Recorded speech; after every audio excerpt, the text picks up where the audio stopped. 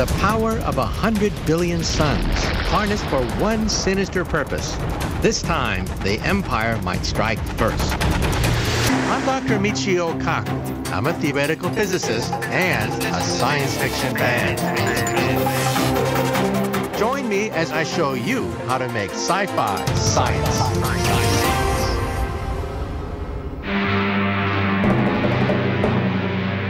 As a kid, I loved all those sci-fi movies with their death rays and laser cannons.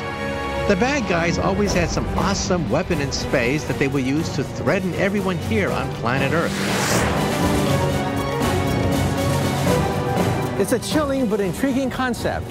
A planet buster may be the ultimate weapon in a future galactic arms race. But it may also provide the ultimate protection against an asteroid strike. I'm going to show you how I think we could create one. If I'm going to build a working Death Star, it must have a devastating beam weapon, which is capable of destroying a planet, and I must be able to aim it at anything I like. But first, I need a sci-fi reality check. The guys already living in a galaxy far, far away have their own ideas about what a Death Star should do.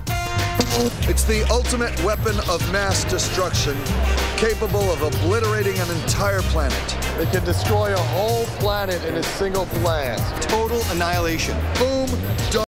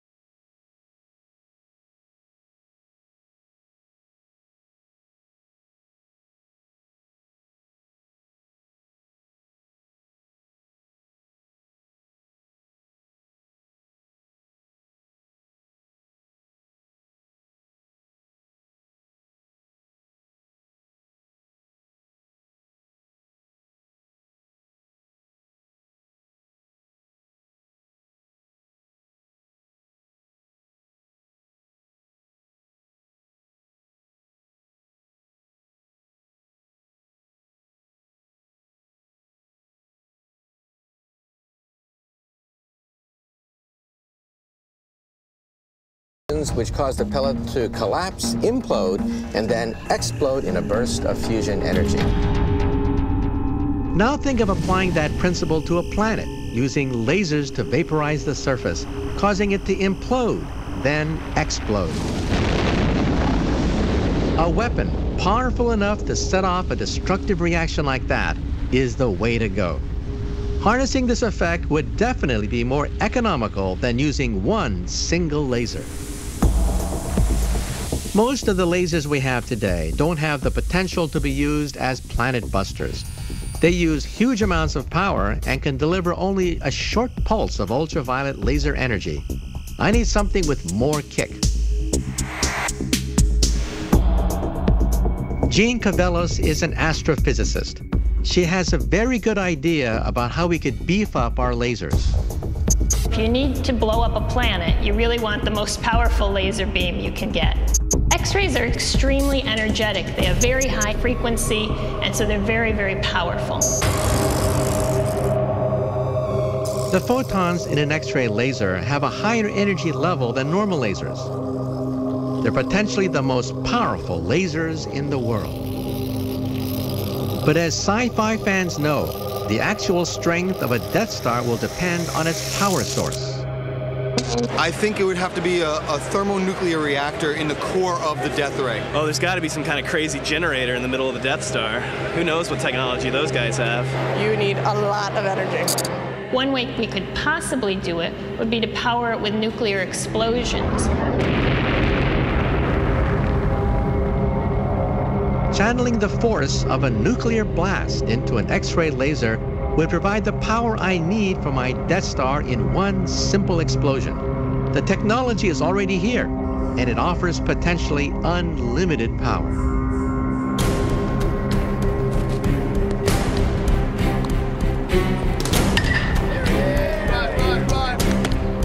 A piece of enriched uranium weighing 20 pounds, about the size of a baseball, would be enough to incinerate an entire city.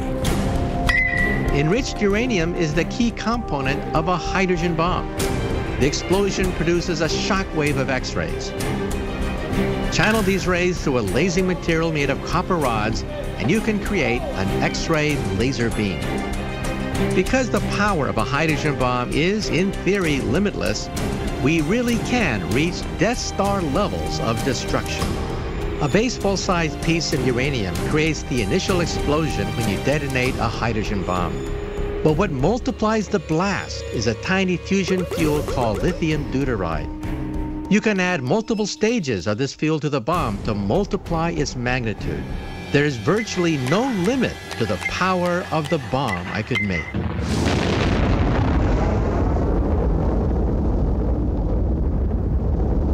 So I could use a 100,000 megaton hydrogen bomb to power my X-ray laser. It would fit inside a large spaceship, and it might well destroy a planet. But the problem is, it's a single-use weapon. When I fire it, the H-bomb blast will destroy my Death Star. It's not very practical. I don't think Darth Vader would buy one. Get more at sciencechannel.com/sci-fi science.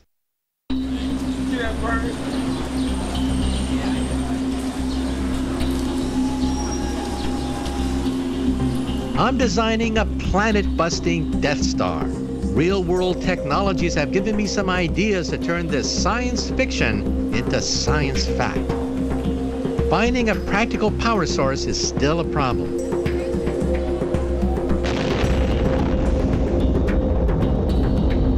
A hydrogen bomb-fueled X-ray laser is a one-shot weapon. The H-bomb blast would completely destroy my Death Star. The laser fusion reactor I saw at NIF would be far too big.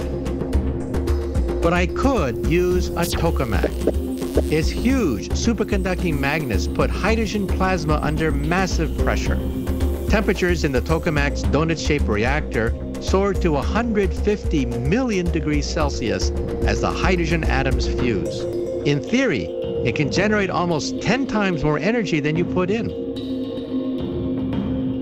Scientists believe we may be less than 10 years away from creating a working model. A super advanced tokamak reactor could easily